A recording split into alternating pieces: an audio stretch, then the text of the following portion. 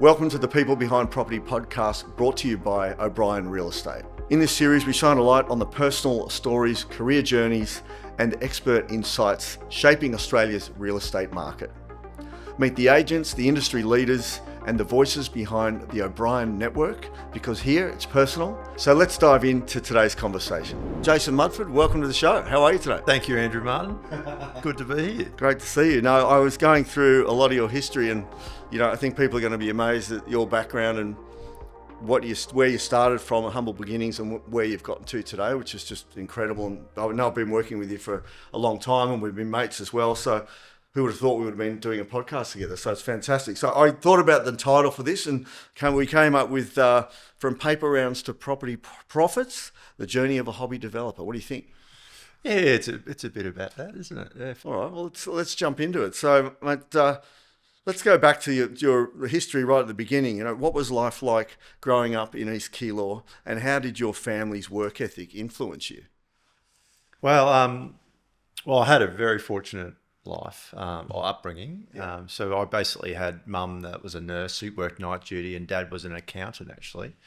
Dad was also doing a second job or a third job all the time. He actually worked at the High Point drive-ins, and actually he had a funny obstacle that helped him control the crowds there that he got actually from an earlier job at the tyre place. So it was a good instrument that he used, but he wasn't a bouncer, but he was an attendant to a lot of things there at the drive-ins. But yeah, mum and dad worked really hard, and we were fortunate enough to, my sisters showed horses, so they actually got obviously right into that. I actually was fortunate enough to go to PEGS, which is a grammar school in Essendon, which I was a really sports mad person. I loved obviously being involved in that school. And I basically swam there pretty much 2 or 3 times a week, plus obviously training and competing on Saturdays. Yeah. So it was a extremely fortunate upbringing, and got to experience lots of different things. And East Keilor, well, the fame of East Keilor is that JB Hi-Fi started there. That's right. We'll get to that in a minute too. And look, I know obviously your dad was a very hard worker, running multiple jobs by the sound of it. Yeah, Dad was a really hard worker. We didn't see him as often as probably it could have been. He was either with the horses or with work. He did have his own business eventually too. So, but yeah, Essendon Grammar, he drove me to school every day. Yeah. And then the pool broke down, I think, in Essendon Grammar, and then You did the important stuff. did the important stuff, got me there, which was great. And the pool broke down, unfortunately, and I went back to a state school, which is good as well. There's lots of different things there. So, well, it sounds like it. You were an early riser before it was trendy, and when I read through a lot of your history, it's just, I think I said to you, you could have written a book, or you may still write a book, mate, in the future. Who knows? But what did those early mornings teach you with the paper round, and what sort of I know you today, and I know how much discipline you've got and consistency. So look, my claim is that I'm probably a harder worker than most people, and from an early upbringing, well, pretty much before paper rounds, I was actually up 2 or 3 times before school training, and obviously competing on Saturdays. Yeah. So it was always inbred. So when I started a paper round, I think I was 13 and a half.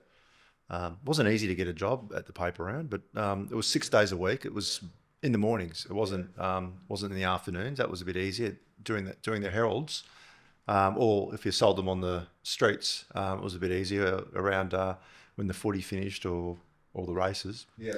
Tips were quite good from that point of view. But I actually did around for about 3 years, but I also actually did the breakup in the mornings for the 18 rounds at there.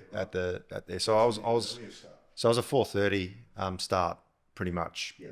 And it's funny how that sort of like went through to other parts. After I left that, when I was at uni, I was actually in a supermarket mopping floors in the morning. And that was even earlier. That was a 4 a.m. start, and that was 6 days a week too. That job and the paper round. No, I did leave. I did finish the paper round, but but that was hard work. I mean, it never lets you down in life, really. If you've got that in you, you pretty much will survive and do well. You know, you're better than most people. So, yeah, not necessarily academic, but yeah, generally working harder than the average bear is what I. And you still do to this day. But I was going to say, one thing I remember at my paper rounds is I always just ended up getting attacked by dogs. Like dogs would be loose, and you just get they'd come up to you and want to bite you and stuff like that. I don't know if you had any of that. I broke plenty of handlebars and cranks broke, and I was actually I actually did I probably had the worst round out of everyone. I actually had the hills, so you know carry you know probably 50 odd kilos. It was a good upbringing. I didn't do very well with the tips. I don't know why. I probably didn't ask well enough, but maybe sales wasn't that good for me early on. Maybe that's why we ended up in newspapers later, because it was already, we were delivering the. Well, I met some good people. I worked with Wally Carter.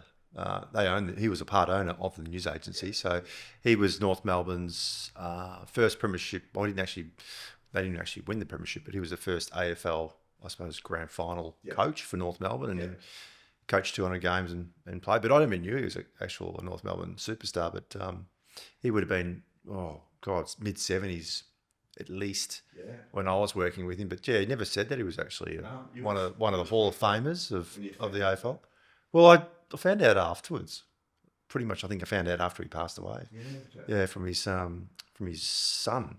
Yeah, that's right. Yeah, because but those early days, we had lots of donuts in the morning and spent most of our money. It was $17 for a week, and then when I did the breakup, I think I got 24 in a week dollars. But money, but you made it work by the sound of it, mate. You mentioned JB Hi-Fi before. Back in, I don't know if that was the 80s or not, but it was the 80s. What's a purchase that taught you the most about money, and even if it wasn't a wise one at the time? Well, you didn't have social media back then. You didn't have pay TV, or you didn't have all of that. So you basically had a radio to entertain yourself, or a TV. So I bought JB Hi-Fi. I didn't have a car yet, but Grace or John Barbudo and Grace were the people that started it, and they actually started in their actual garage behind the Centreway there in East Keilor. And I actually knew their son Anthony, and there's a bit of a story there with what happened after they sold that off as a brand. But everything you see in that shop, like from the mid 80s, is still the same right now. Nothing has changed. Everything is as original as it was done, and they were mainly a car radio. But I bought a stereo system from there, and I was pretty. It was actually $1,300. It was a lot of money. I was $17 a week. It is. Yeah, it took a lot of time to get. It's a good saver. Oh yeah, but probably the best on ground. I would actually spend after I've saved. I wouldn't do it the other way around. Most people would actually save after they're spent. I should do it the other way around. But so that was CDs came out. So remember buying the first CD. All the stuff I bought. Spent a lot of money at JBL Hi-Fi, and probably lost a lot because it's never worth anything because all the new models come out. Yeah, but no, that was a good. I used that a lot. That Akai stereo system, mate. Akai, of course. Yeah, I know the brand. Let's talk about mentors, and I think I look at what you've built up today, and it's pretty inspiring.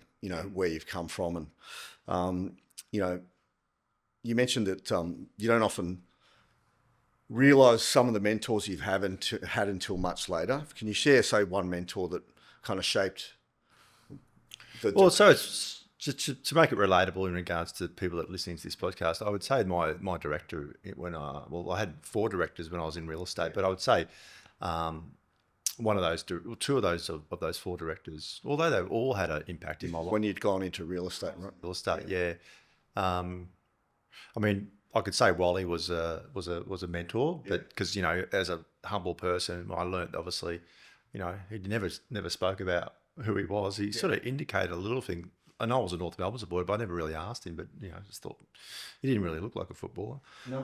But I would say my directors and in real estate were the early mentors. I mean, I worked at Coles. I worked with the guy there who was a mentor as well, very organised and so forth. And you see a lot of attributes in people. And I think as a mentor, you people like, you might have 3 or 4 or 5, and you pick little things out that you like about them and mirror off them. And, obviously those people don't know that they're being chosen as a mentor, and you don't sometimes even think of them as a mentor. But when you obviously pass through life, you think back to, well, what would that person do, or what would they do in this situation?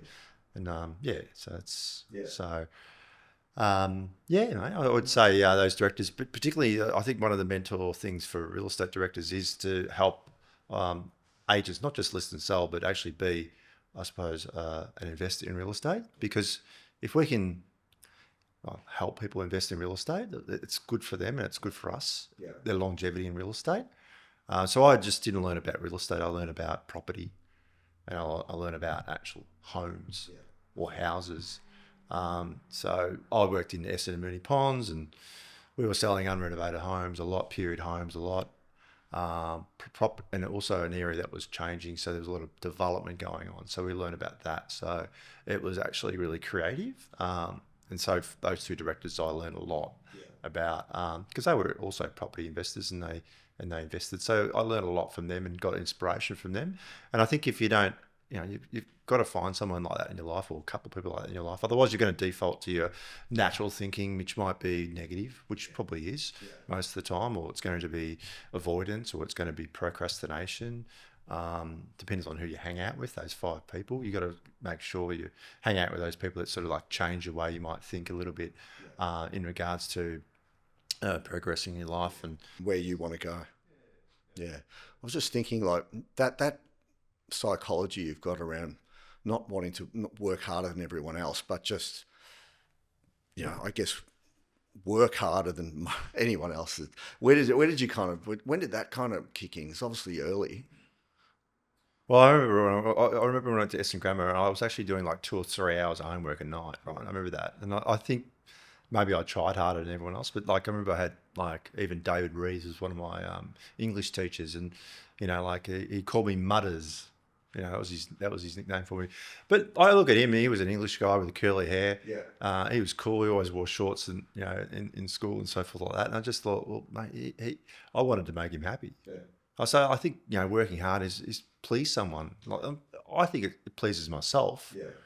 Because then I know, okay, I've done a good fair day's work.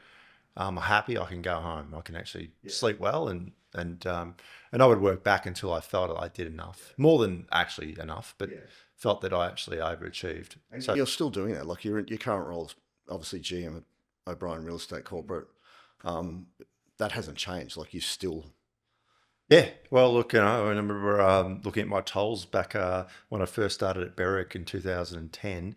I think I would click onto the CityLink at about 6:30, 6:45 most mornings, and I'd click probably around at 7:30, 8 o'clock at night back off at the last exit. So although it was about an hour odd drive, but if you want to actually get further than everyone else, I mean, we're competing with everyone, so we've got to make sure that we actually are competing with ourselves the hardest. Are we getting the best out of ourselves? Being a leader too, you've got to lead from the front and lead yourself, don't you? Yeah. Tell us about Life's Little Instruction Book. Like, how did a small book, like that, have a lasting impact on your financial values? And well, Tartan, like I think it's an A6 size book. It's just a small book. Pardon? Can you still get it, the book? Yeah, you can. You can get it on Amazon. I think it's about $15. Might be a good one for our listeners to check out. Yeah. Look, it's Life's Little Instructions. So it's like, I think there's about 500 different like instructions in there, and it's written by an accountant, and he wrote it for his son. And I remember I've read it over and over again, and it said basic things like don't buy a boat, don't put your own money into an investment that depreciates like a car, like finance it, things like that. Like just lots of good things in there, and then I think it's basic stuff. But like if you didn't have, I suppose, an upbringing. So I did economics at school, and studied accounting for a couple of years, legal studies and all that sort of stuff, which I kind of liked all that stuff. But if you didn't have that as an upbringing, all that's a good book to read, even at an early age. To say, well, in their 20s still to be reading that book, it's great. And also, I think reading as a whole, trying to educate, taking those actions. When you take actions, you'll obviously find solutions. So I think by continually reading and educating yourself, you'll actually progress further in life. And again, you got to push yourself outside that square to do it. Yeah, that's awesome. So real estate, although it wasn't your first job, what drew you to it eventually, and what kind of kept you in it? And then obviously, we both worked in media for a long time, and then you've come back to it. But how did you develop that confidence and knowledge? I mean, you would have been, working with people at 23 that much older than you as well. Like, what kind of... So Essendon Mooney Ponds, 23-year-old, working in real estate. When I was at the news agency, I loved looking at the Home magazine, and I loved looking at floor plans. And I helped mum and dad renovate their house quite a few times, and basically, wanted to change a floor plan and, put this here and get some growth out of this and all of that, which I loved. That's what I loved about property. Trying to be creative and adding value to it. That's what I really loved about it. And I got into real estate. Of course, it's not exactly what you think it is, but I was actually a person that sold houses more than listed houses. And that's because of my age, but also like I'd be dealing with, pretty professional people and people that were, double my age with 2 or 3 kids. Yeah. And I was a kid myself. So, but we also didn't have social media. We couldn't actually influence people. When you have those things where you can influence people on a scale, it gives you confidence too. So I sold. I was known as the Flat King, which I'm proud of.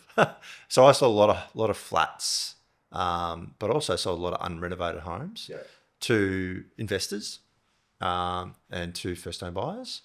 And when I took people through homes, I basically felt that I actually already told them, I already had in my mind what they would do to the home to improve it. And that's what I got out of real estate. And funny enough, I've sort of went into that direction. Yeah. But it started from when, I looked at the floor plans and stuff as inside a newspaper. Yeah, and look, what I know of you is, we'll talk about it in a minute, but as a developer, like with your background, you're able to do pretty detailed P&Ls about how this whole project's going to come together, which is I've always found very impressive. Not anyone can do that. Spreadsheets, I remember when I worked... Just call you a bit of a forensic accountant. It wouldn't matter what it was, you'd find a number or something. You hack your way forward. Yeah. Absolutely. You got to be creative. Yeah. You got to be a bit bullish around, manufacturing growth. And, if you don't know your numbers, well, then you don't know what strings to pull. But yeah, also too, you just got to have a crack at it, and you're not going to have every expense under control. Like there's always contingencies that you got to sort of plan for. But doing it with someone if you're investing for an investment property purpose, it's good to do it with someone else because it can help you actually manufacture more growth within the project, whether that be you develop it or subdivide it or whatever it be. But yeah, if you're renovating, you're renovating, you can do a lot of that yourself and not without a JV. And because the skills, project management wise or capital wise is not as needed. Yeah. And so I would, I did 3 renovations and then, basically paid cash for the 4th home, which is what, it's all capital gains tax free, it's the principal place of residence. So doing that, obviously, I think I was 30 years old, finished doing that, and then been in the same house since that time. And I think it was, kids and, once kids got to a certain age, maybe 7 or 8, then I, sort of, okay, I got this under control. I can buy it into the next thing. So, and that's when we started to buy and hold and so forth. Because I didn't like selling. So I remember like the houses that we owned because, I wanted to think like a Greek or like an Italian guy. I love those old school guys that still have got those properties. They really understand the value of real estate. And I think if you look at it, I've read the stats. I think most people, it's not most people, I think it's something like the stats like a lot of people sell in the first 12 months. And I think it's 58% sell within the first 2 years of an investment property. Like they're selling way too early. Yeah, time on market. So I like I like the endurance part of it. Think long, and Saying it. So hobby developer, I see you as a bit more than a hobby developer myself, but what does that actually mean to our listeners, and how did you kind of begin your first development journey? Well, we're going to buy in Tassie, or we did actually buy one in Tassie, but we actually bought in Tullamarine, and it's close by. We're not far from there. Yeah. It's Ascot Vale, Tullamarine. Tullamarine's like 17 k's out of Melbourne. Yeah. Might be 19. Anyway, we chose that area because it's got a lot of employment. So air hostess, people are working in the airport, all that. Yeah. From a good point of view of rental is good there. So we bought there, 2011, paid 500,000, and it was funny. The person I obviously bought it was Stuart. He knew the guy who owned next door, and this is after the fact. This is just coincidence, this is just like fortune favours the brave, right? Yeah. So he knew the guy who owned it, and he goes, "Oh, well, what are you doing with yours?" Because he kind of knew he was a developer, and he goes, "Yeah, well, I'm actually building 3 on mine." So we said, "Oh, great." And then, okay, we already had 3 on the other side. So instantly we then worked out that and this is after the fact, because sometimes after the fact you learn. Yeah. We learned after the fact that we had more, or had to had less private open space. And obviously that meant we could actually build more high density on that project. Yeah. But anyway, those 3 renovations I did, that designer was the designer that designed those 3 homes. So we just mirrored the project on the other side and just added a bit more space into it. And just through life, it's, you create these relationships and these people you can, go back to if you treat them well. So that was that designer that, helped us out. We got that designed and got that through town planning. Didn't have a clue what we're doing. Worked through it, asked him a million questions. He was in retirement mode, that guy, and he was willing to help. And so we learned a lot. To build over an easement, we had to to get around a telephone pole out the front, and we had to also go to VCAT. The council wouldn't let us get it through. Yeah. They wanted to take a bedroom and a study off. So another person that we know, who we grew up with, his sister was a town planner, so we employed her and paid her $2,000 cash, and we went to VCAT, and we won, basically, which meant that we could actually build the project. But it meant that we could get 2 extra things in that home, or in that development, and put 3 on it. And then we got that right, and off we went, and we bought another one in 2018 or 2016. Yeah. Another one in 18. And just listening to that, like, you learn so much from that. The only way you learn that is if you go through it. Take action. No one's ever going to tell you when the time's right. It's going to be, if it's meant to be, it's up to me. And you're going to put yourself in a position. I like reversing things because our default will be we won't do it. I'm not ready now. No, look, I don't know enough yet. I can't make that decision yet.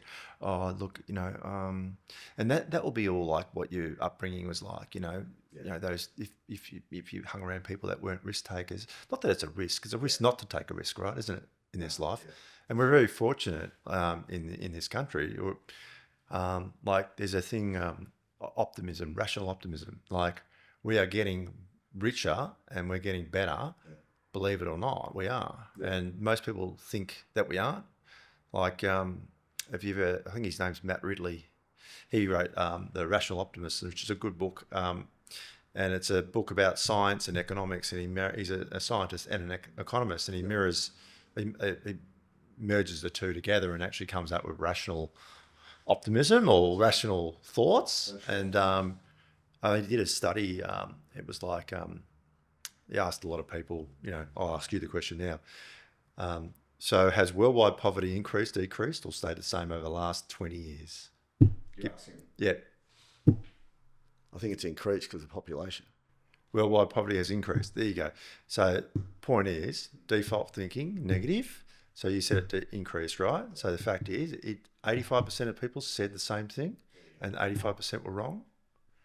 15% said it. Oh, I don't know if it was 15%, but it was basically it has decreased, and it has decreased by 1 million people per annum over the last 20 years. There you go. No, that's the default thinking. That's the rational thinking. Like, so we are getting better things. We will succeed. So, but yeah. So, I probably when I like writing down goals. Like the whole Harvard thing with writing goals down. Like You always do it every year. You review your goals and everything. yeah, and I think it's so important. Yeah. And it does help progress your life. Yeah, definitely. Just on like investment philosophy for you, and we talk about, we both worked in newspapers, and we started off on pretty average salaries way back then. And I suppose, you mentioned if you buy a property, you generally try not to sell it. What makes a good buy in your eyes in terms of property? And I suppose, from where you've come from, humble beginnings with salary, and, I suppose there are two different questions, but how you kind of were able to, I know you're a very frugal person as well, even to this day. I see it, I think I need to be more like Jason with this thing and that thing. And, there's... Well, it is a habit you learn after, or, you got to like train yourself to it. But yeah, I would be probably, one of the best savers out there. And I would be trying to give You're like one of the top two I know. Yeah, well, I'm not really, I'm not as bad as I used to be, but yeah, look, the philosophy to buy would be, to answer your question, would be to buy under market value, right? That's as simple as it is. I think people get caught up with locations and buy here, it's a hot spot, and I get all that, but I want to buy under the medium house price, and I want to buy a sizable block of land, the biggest block I can, and a minimum size of 3 bedrooms if I possibly can too. And that's as simple as it gets. Yes, you might want to look at northern orientation, or you might want to be, close to schools and transport, or away from, certain streets, social housing, whatever it be. But I think is keeping it simple. Buy close to yourself if you want to add value. I think that's the real thing in real estate, is it adding value, like to go in and just sit on it. It's pretty boring. Yeah. Like manufacture some growth and add value to it. So like having that second source of income, but having that second source of life outside of work too is good. And if property is a passion, it's not a passive thing, it's a passion thing. Yeah. So just thinking and a bit curious about this, obviously we're both in media, and, we were on modest salaries. I mean, 50,000 a year, even less when we first got into it.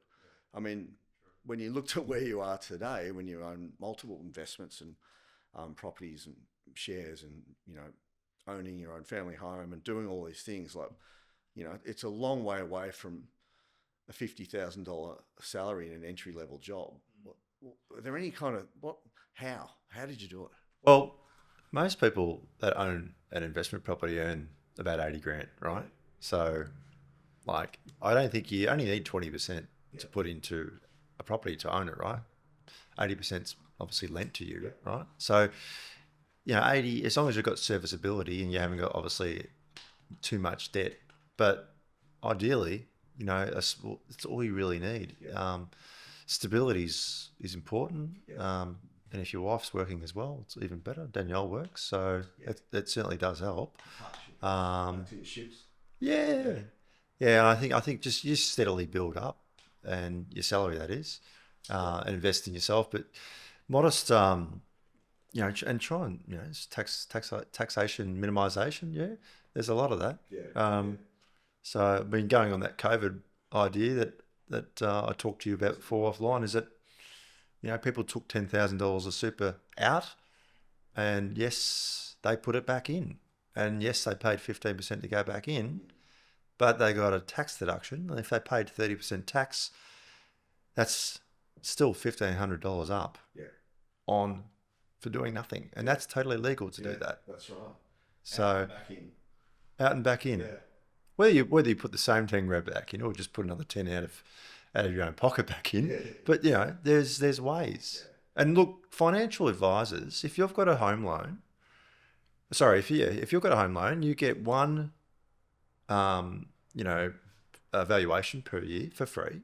So use it if you've added value, so you can get your obviously equity checked, which gives you the ability to obviously shop your loan, mainly shop it with your current, loan provider rather than shop it out to a broker. I think build that relationship with that person. It goes a long way, but also too, if you've got superannuation, you get access to speak to a financial advisor every year as well. And the financial advisors, the tricks that they know, unbelievable. And then that's another ship you should be hanging around with. So hack your way through that. Find a way to actually, compete with yourself to push through and find a better solution. And it doesn't always have to be what you earn. It's about how you use the money to work for you. Yeah.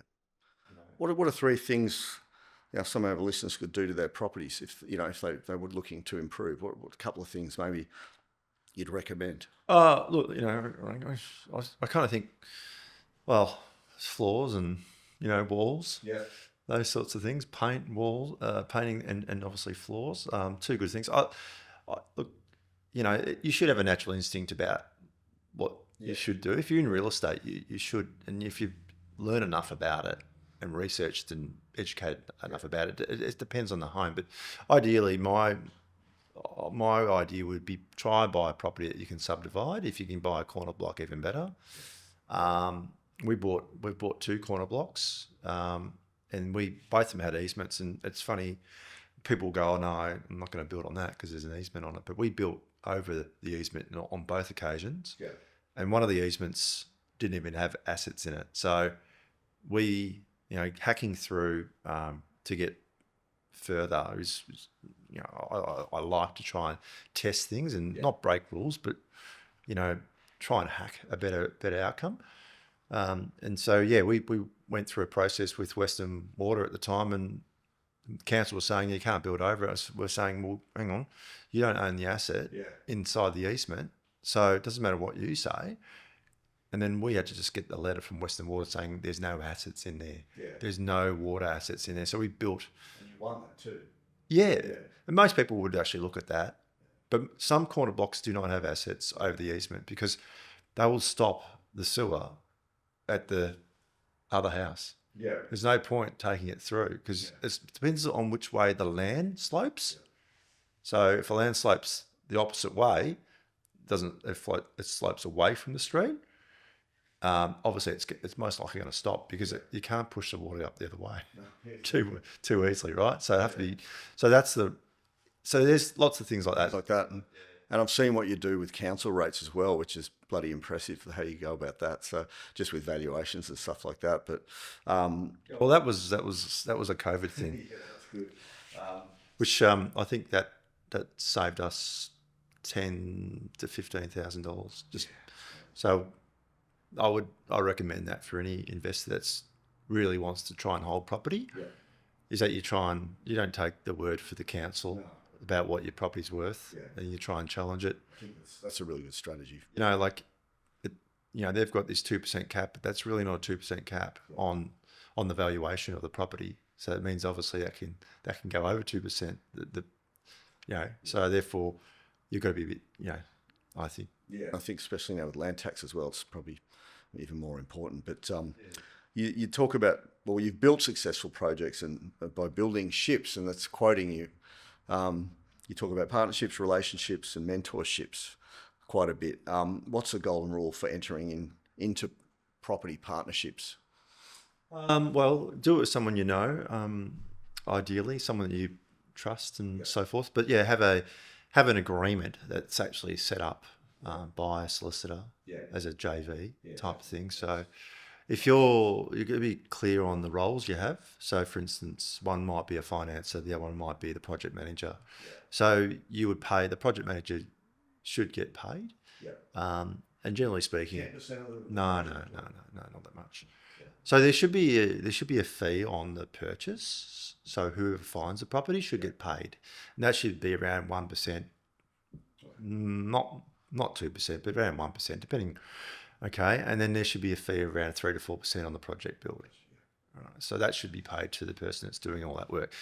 I've done it for nothing, but the thing is, I learned all that stuff, which is, it's a university on, it's a university just there, degree just there on learning that through the 3 developments that we did. So,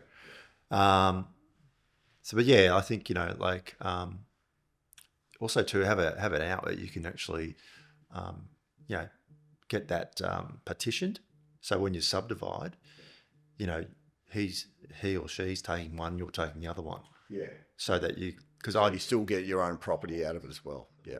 across two people because it limits your borrowing capacity. So you want to actually partition ownership when you subdivide and have that all in writing prior. That's good advice. Yeah. You mentioned writing goals down. What's one financial and personal goal that changed the direction you were going in once you got it on paper? Well, I just categorize those three things, or five things. So I like to do things around the house. So that'll be, what do I do around the house? Is I set goals around that. I set goals around the family. You're busy sanding at the moment, aren't you? You're very handy, I've got to say. Maybe I just get a bit bored, mate. But yeah, so I set goals in 5 areas. So, personal, professional, so work, and then health. Okay, working on that. Yeah. Family. Yeah, and then obviously wealth. Yep. And that's shows up, and you can. Those 5, yeah, just work on those things. And You are very humble, but you have amassed, very impressive what you've been able to achieve. So, kind of winding up here, but what's your what's a powerful tip for young real estate professionals who they haven't bought their first property yet? Given where you came from, humble beginnings and modest salary, what's your advice? so, like Warren Buffett didn't really earn most of his money until he turned 50 years old or over 50 years old. So delayed gratification is the most important thing. You got to delay instant gratification. People kind of feel that they want it now. So that would be like I would be opting out of all the expensive things, expensive alcohol, expensive clothes, expensive hair and makeup, expensive, cars, all of that. Well, I think, one of my directors drove around in a Camry, Toyota Camry, and he was probably the most successful in selling real estate, listing it too. There's nothing pretentious about him, and yes, I don't know, but he'd be a very wealthy man. Yeah. I was just thinking, like, there's still probably a lot more to cover off on, but we might have to do a part 2, I think. But look, if you could leave our listeners with just one belief about property, money, or life, what would it be? Well, I would say borrow as much as you can. It's cheaper than what you think. So if inflation is 3%, just remember you're not actually paying all of that money back because it's getting dwindled away in inflation. And obviously just basically hack your way through and you'll learn as you go, but have a crack at it. Yeah, well, awesome, mate. Well, you've achieved so much and you're still going and still wanting to do more. Jason Mudford, thank you for being on the People Behind Property podcast. And we might have to do another one, I think. So thanks very much, mate. Andrew, thank you, mate.